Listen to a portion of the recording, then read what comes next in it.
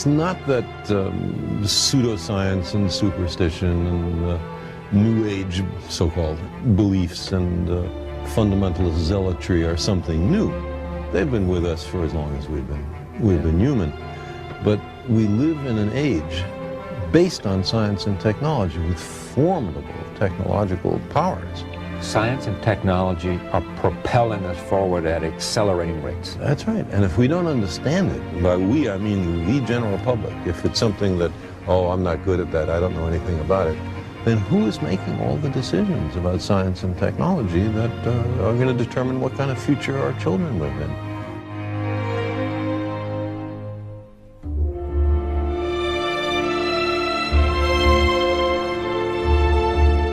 What's the danger of all this? I mean, you know, this is not the thing that... There's two kinds of dangers. One is what I just talked about, that we've arranged a society based on science and technology in which nobody understands anything about science and technology.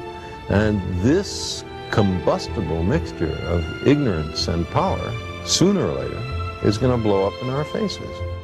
And the second reason that I'm worried about this is that science is more than a body of knowledge.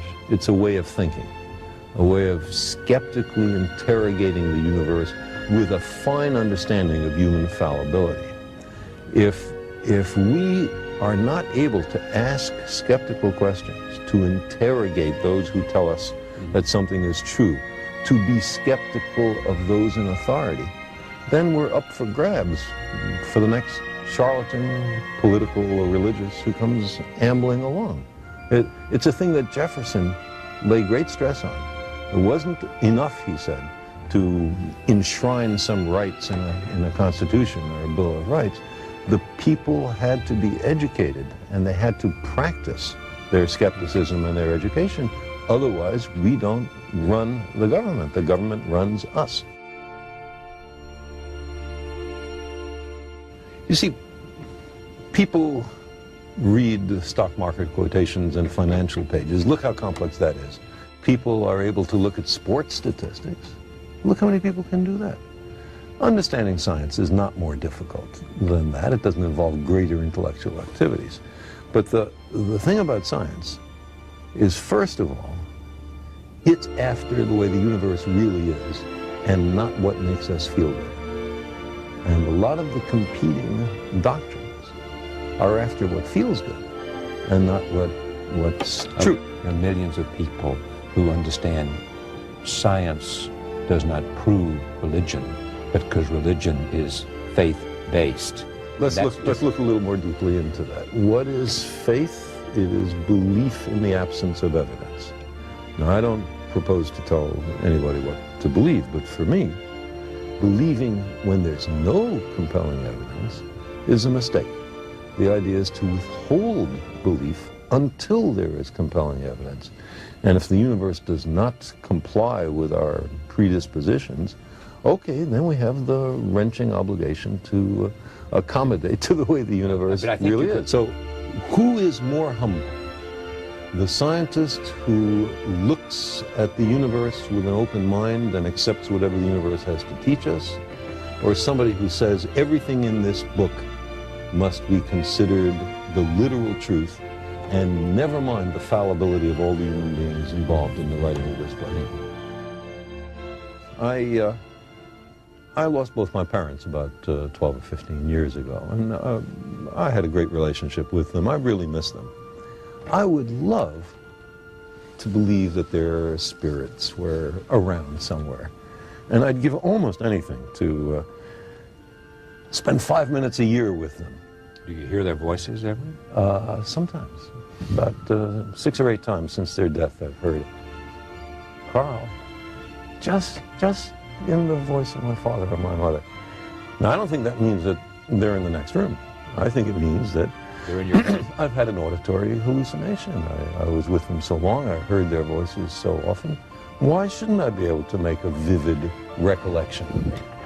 Here's what's interesting about this for me. You convinced me a long time ago that it was arrogant for me or for anyone else to believe that there wasn't some life outside of our To exclude the possibility. To exclude the possibility was an arrogance of intellect that we should not assume. You couldn't prove it, you didn't know it was there, but the arrogance for you. Right, we don't know if it's there, we don't know if it's not there, let's look. And if you take that, why can't you say, there's a lot we don't know? There's a lot of power there that we don't know. There's a lot we don't know.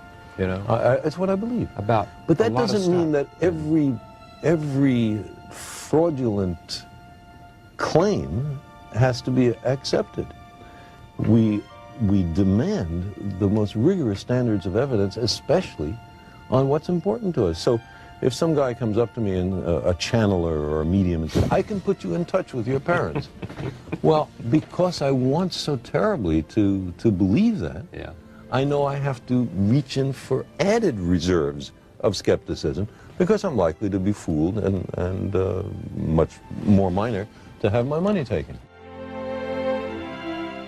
You are living with myelodysplasia. Or I have been. You have been.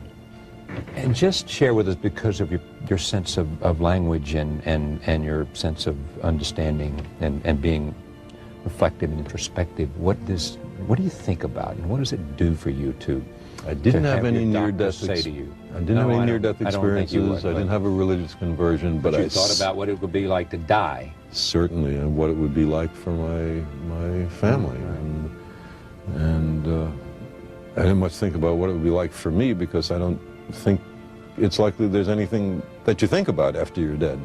That's it. Huh? Yeah, long dreamless sleep.